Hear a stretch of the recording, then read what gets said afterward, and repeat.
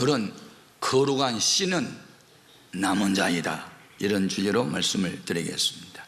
제 어린 시절 농촌에서는 매일 아침 저녁으로 아궁이에 불을 피워 밥을 지었습니다.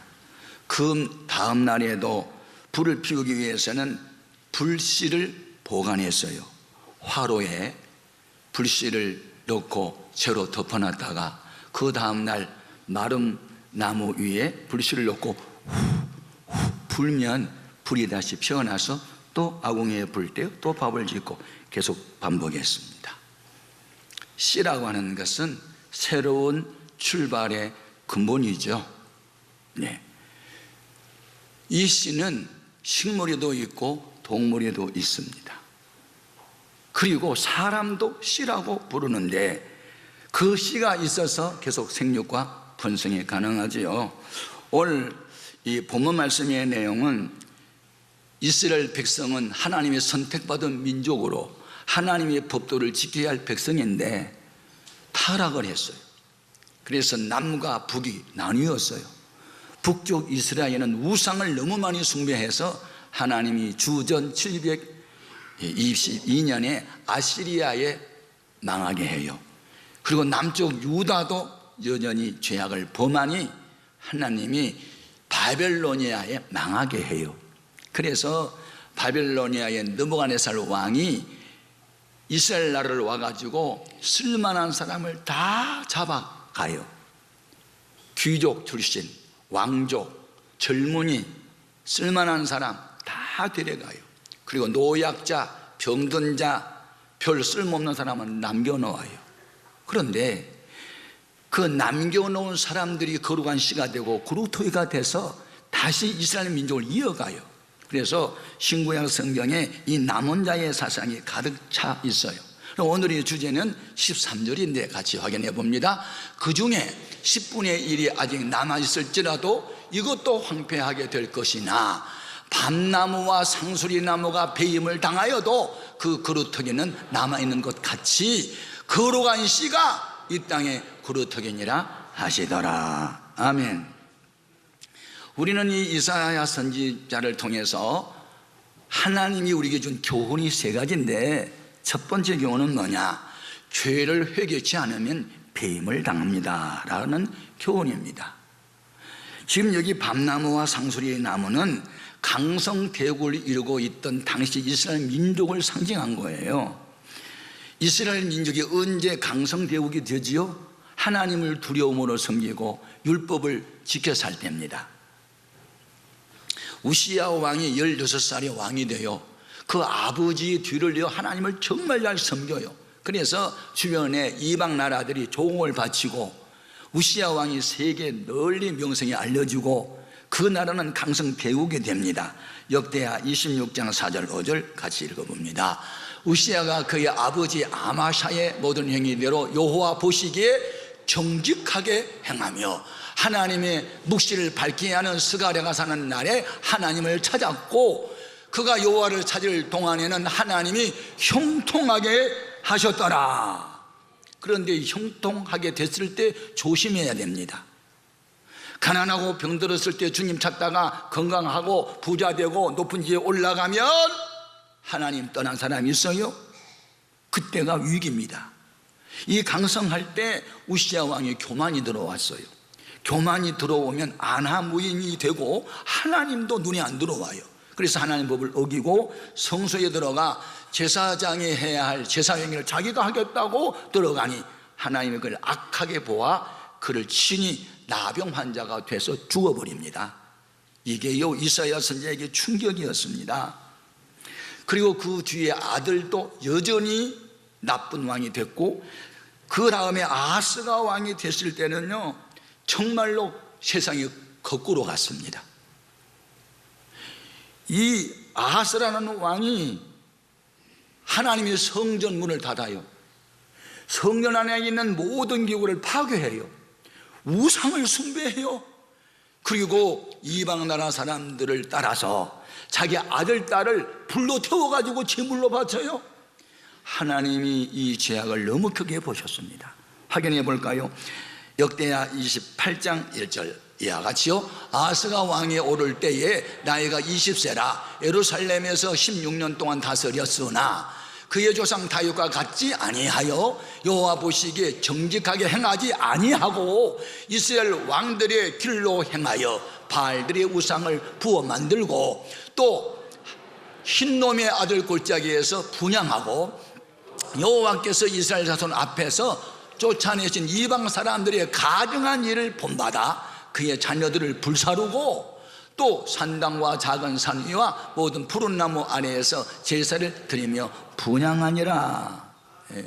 이것으로 끝나지 않아요. 자, 24절 이하도 또 볼까요? 아하스가 하나님의 전의 기구들을 모아 하나님의 전의 기구들을 부숴버리고 또 여호와의 전 문들을 닫아버리고 예루살렘 구성마다 제단을 쌓고 유다 각 성에 산당을 세워 다른 신에게 분향하여 그의 조상들이 하나님 여호와를 진노하게 하였더라. 여러분, 죄는요 네 가지 나쁜 성질이 있어요. 죄는 암과 같아요. 초기에 발견하고 얼른 제거하면 생존 가능이 높지만 이게 4기까지 가면요 이제는 끝장이에요. 첫 번째 죄가 들어와서 고착을 해요. 달라붙는다고요. 부정적 고정관념이 들어가면 그건 이 죄악의 시조요, 시발이에요. 두 번째, 이 죄가 나쁜 생각이 들어오면 이게 반륙을 해요. 죄는 자라요, 암처럼. 그래서 바늘을 도둑질을 하면 나중에 소도둑질로 가요. 주일 빠지고 11조 떼먹고 하나님 명령 거역하고 처음에는 양심에 가책했다가 나중에는 가책도 없어져요. 그 다음에 세 번째는 전념성이 있어요. 아방이 우상 숭배하는 원인은 장가를 잘 못 갔어요. 우상 숭배자, 바알 우상 숭배하는데 목숨을 건 여자 이세벨을 아내로 맞아들이면서 아내의 말을 들어요. 하나님 말씀을 안 듣고. 이게 요 타락의 원인이에요. 그래서 남자들은 장가를 잘 가야 돼요. 여자가 믿음 좋으면 집안을 일으키지만, 나라를 일으키지만 이건 못된 여자 들어오면 나라 아주 망치는 거예요. 집안도 망쳐요. 이 세상을 다스리고 끌어가는 사람은 남자지만 그 남자를 다스린 자가 여자요. 남자보다 여자가 더 세요. 원래 남자는 흙으로 만들었지만 여자는 그냥 갈비뼈로 만들어야 그래서 뼈가 흙보다 세다나 그래가지고 따라가요. 여러분, 이건 아니에요. 해도 너무 죄악을 많이 범했어요. 하나님은 그냥 심판하지 않아요. 처음에 교훈해요. 나중에 책망해요. 그 다음에 경고를 내려요. 그래도 회개하지 않으면 그건 심판이에요. 따라합시다. 좋은 말 할 때 듣자. 고집 부리면 망합니다. 로마서 2장 4절 5절 같이 읽어볼까요? 혹 네가 하나님의 인자하심이 너를 인도하여 회개하게 하심을 알지 못하여 그의 인자하심과 용납하심과 길이 참으심이 풍성함을 멸시하느냐? 다만 내 고집과 회개하지 않은 마음을 따라 진노의 날, 곧 하나님의 의로우신 심판이 나타나는 그날에 임할 진노를 네게 쌓는도다. 강팍할 대로 강팍해지면요 목사 설교 안 들어옵니다. 책망을 해도 코 웃음 칩니다. 기쁨의 소식을 전해도 감동도 없습니다.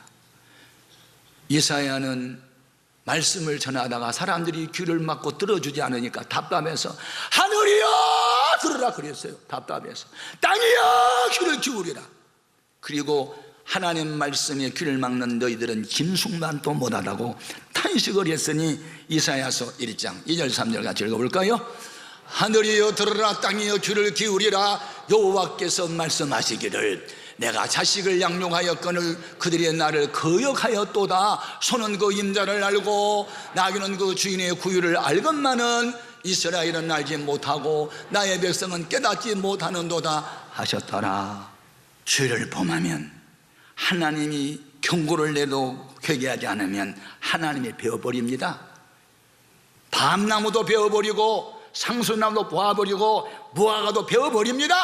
베어버린다는 것은 심판하는 거예요. 심판이 얼마나 무서운지 확인해 보겠습니다. 이사야 1장 5절 이하. 너희가 어찌하여 매를 더 맞으려고 폐역을 거듭하느냐. 온 머리는 병들었고 온 마음은 피곤하였으며 발바닥에서 머리까지 상한 것이 없이 상한 것과 터진 것과 새로 맞은 흔적뿐이거늘 그것을 짜며 싸매며 기름으로 부드럽게 암을 받지 못하였도다. 너희의 땅은 황폐하였고 너희의 성읍들은 불에 탔고 너희의 토지는 너희 목전에서 이방인에게 삼켜졌으며 이방인에게 파괴됨 같이 황폐하였고 성전은 무너졌고 성벽은 너무너졌고 땅은 황폐해졌고 성읍은 불타버렸고 머리에서 발바닥까지 병들었다. 지도자들로부터 하층 계층까지 다 썩어버렸다. 그래서 내가 썰어버리겠다. 내 마음이 슬프고 너무 아파서 내가 심판하겠다. 이사야 1장 4절입니다. 같이요. 슬프다 범죄한 나라요 허물진 백성이요 행악의 종자요 행위가 부패한 자식이로다. 그들이 여호와를 버리며 이스라엘의 거룩한 일을 만홀히 여기며 멀리하고 물러갔도다.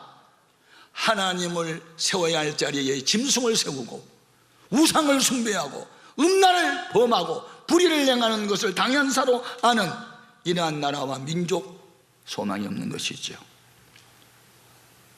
그런데 정치인이 타락하기 전에 경제인이 타락하기 전에 누구부터 타락했느냐? 영적 지도자들부터 타락했어요. 오늘의 교회가 타락하고 있어요. 세상의 물길이 교회 안으로 들어오고 있다고요. 배는 물 위에 떠 있을 때 항해가 가능한데 배 안으로 물이 새어 들어오면 침몰하지 않겠습니까? 세상이 아무리 죄악으로 가능해도 교회는 거룩성을 지켜야 됩니다. 만일 그것이 없으면 주님이 베어버립니다. 회개할 기회를 주었음에도 불구하고 회개하지 않으면 하나님이 3단계로 심판합니다. 음란한 죄, 우상숭배의 죄 회개해야 합니다. 요한계시록 2장 21절 하나님이 3단계로 무섭게 심판한 방법을 보겠습니다. 볼지어다 내가 그를 심상에 던질 것이요 병으로 치겠다.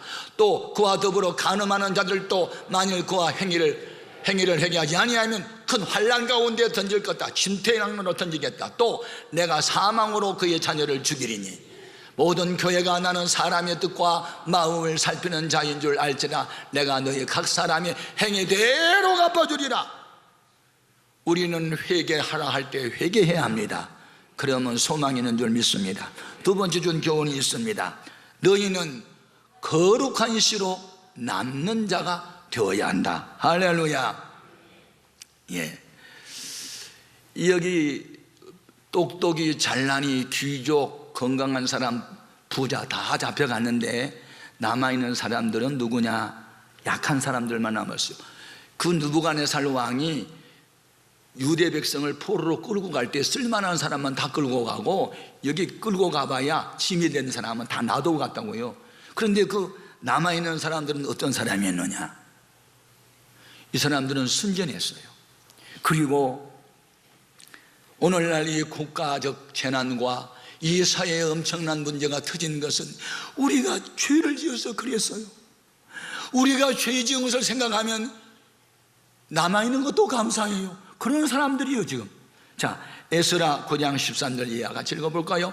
우리의 악한 행실과 큰 죄로 말미암아 이 모든 일을 당하여 싸우나 우리 하나님이 우리 죄악보다 형벌을 가볍게 하시고 이만큼 백성을 남겨주셨사오니 우리가 어찌 다시 주의 계명을 거역하고 이 가정한 백성들과 통혼하오리까? 그리하면 주께서 어찌 우리를 멸하시고 남아 피할 자가 없도록 진노하시지 아니하시리까? 얼마나 겸손합니까? 패망의 원인을 이들은 알았어요. 죄 때문이었다고. 남아있는 사람들이 깨달았다고요. 이들은 처방을 찾아 나섭니다. 우리의 민족을 회복하는 길이 어디 있을까? 이사야 선지자와 동시대에 활동했던 예레미야를 찾아가서 예레미야 목사님, 우리가 어디로 가야 되지요? 우리가 할 일은 무엇입니까? 가르쳐 주시면 우리가 순종하겠습니다 하고 영적 주제자를 찾습니다. 예레미야 42장 2절 3절 같이요. 선지자 예레미야에게 이르되 당신은 우리의 탄원을 듣고 이 남아있는 모든 자를 위하여 당신의 하나님 여호와께 기도해 주소서. 당신이 보는 바와 같이 우리는 많은 사람 중에서 남은 적은 무리이니 당신의 하나님 여호와께서 우리가 마땅히 갈 길과 할 일을 보이시기를 원하나이다. 우리가 어디로 가야 합니까? 우리가 무슨 일을 해야만 이 민족이 회복될 수 있습니까? 그 다음에 말씀은 더 중요합니다. 가르쳐 주면 행하리이다. 자, 4절 5절 6절 같이 읽어봅니다. 그들이 예레미야에게 이르되 우리가 당신의 하나님 여호와께서 당신을 보내사 우리에게 이르시는 모든 말씀대로 행하리이다. 여호와께서는 우리 가운데에 진실하고 성실한 증인이 되시옵소서. 우리가 당신을 우리 하나님 여호와께 보내면 그의 목소리가 우리에게 좋든지 좋지 않든지를 막론하고 순종하려 함이라. 우리가 우리 하나님 여호와의 목소리를 순종하면 우리에게 복이 있으리라 하니라. 여러분, 우리는 남은 자라고 이렇게 간청해야 됩니다.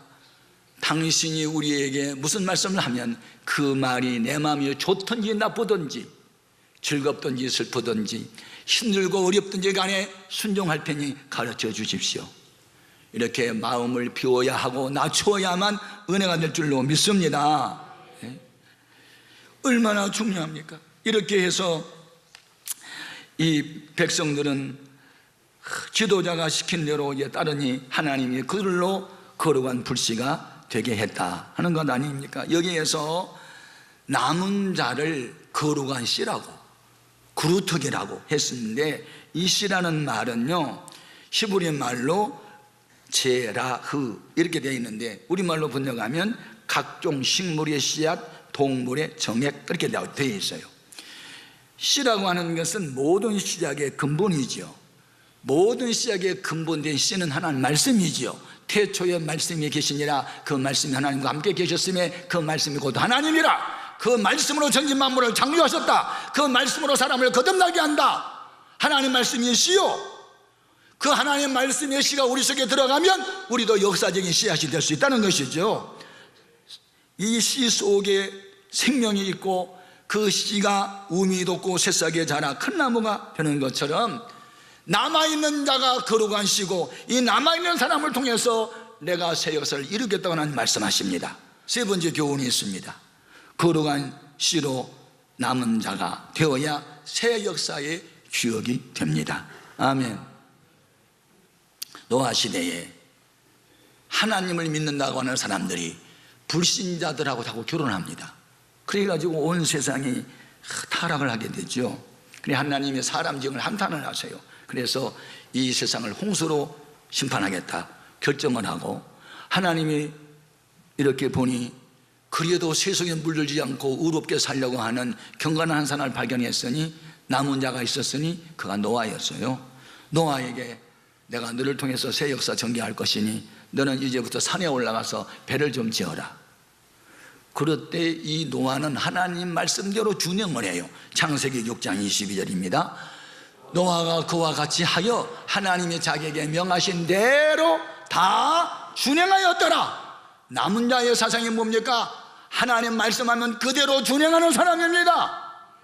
세상에 40주야의 소나기가 쏟아졌어요. 여러분, 소나기가 2시간만 집중 쏟아져도 홍수가 나요. 40일 동안 비가 쏟아졌어요. 40일 동안 이 땅속에 있는 지하수가 터졌어요. 창수가 났어요. 온 세상이 물바다가 됐어요. 다 죽었어요. 그런데 누구만 살았어요? 방주 안에 들어있는 사람, 남은 사람만 구원받아요. 창세기 7장 22절 같이요.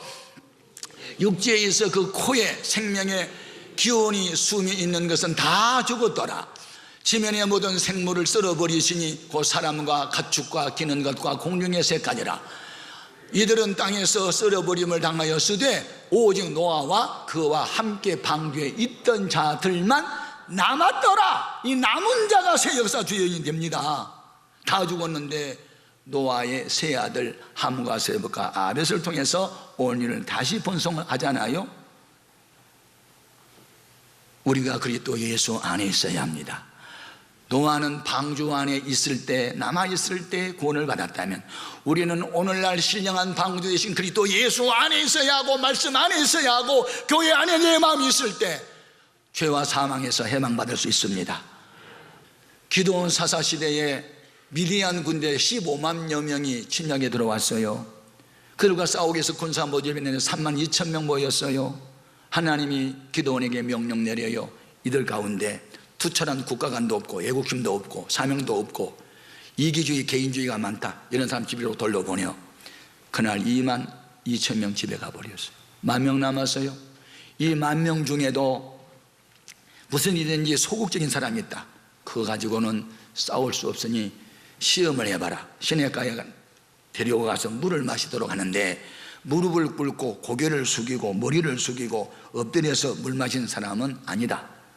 경계심을 가지고 사면을 두루 살피면서 물을 움켜가지고 마시는 사람을 따로 세우라. 엎드려 절하는 식으로 물 마시는 사람 9,700명 집으로 돌려버리고 적극적인 사람은 300명을 데리고 15만 명과 싸우겠다고 나가요. 이성적이고 합리적이고 과학적으로는 불가능해요.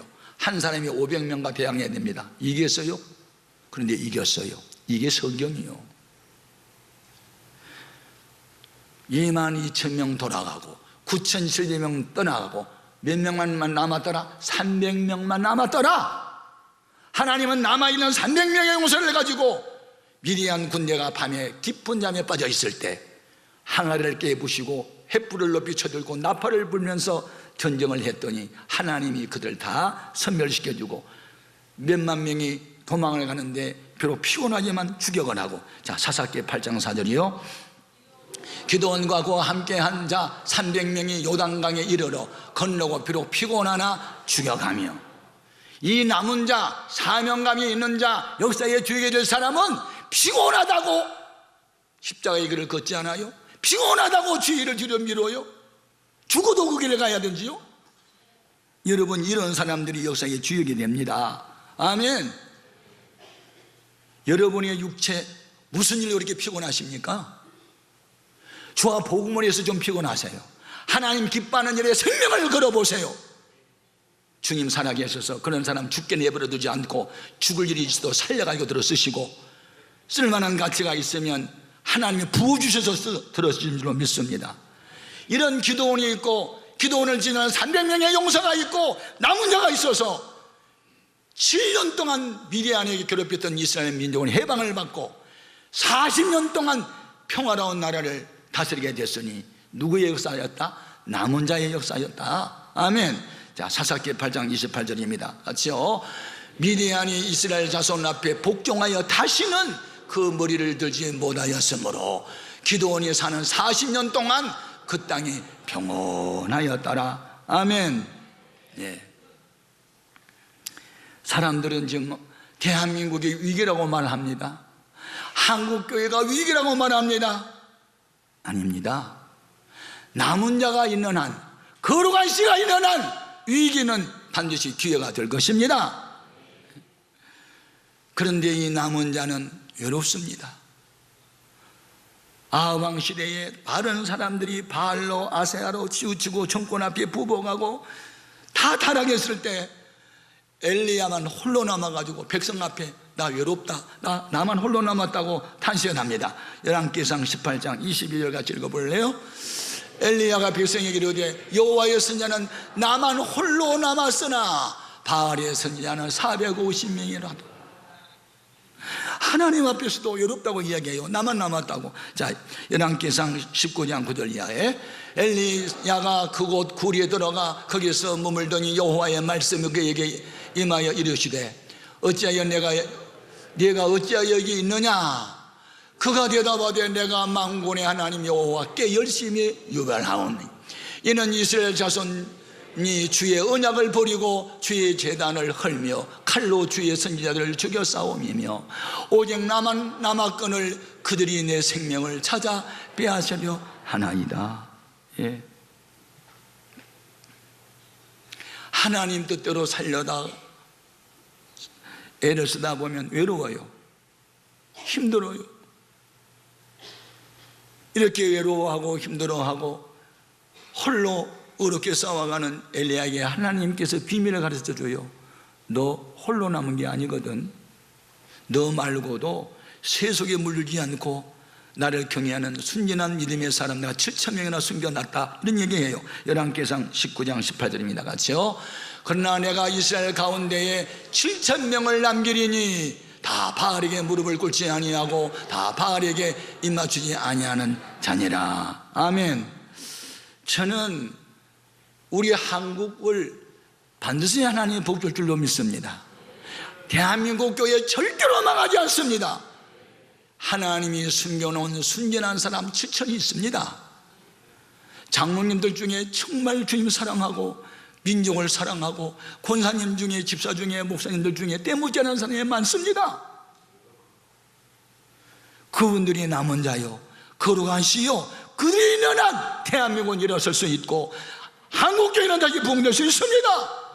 문제는 누가 거룩한 씨가 되겠습니까? 누가 남은 자가 되겠습니까?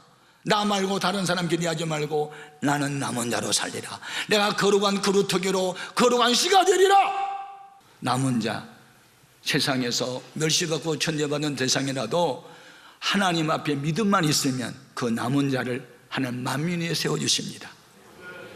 우리 모두 상수리 나무처럼 밤나무처럼 배임당하는 비참한 인생 살지 말고 거룩한 그루터기로 남아서 거룩한 불씨가 되고 거룩한 씨앗들이 돼서 새 역사를 다시 이어가는 역사의 주역들이 될 수 있기를 주님으로 축복합니다.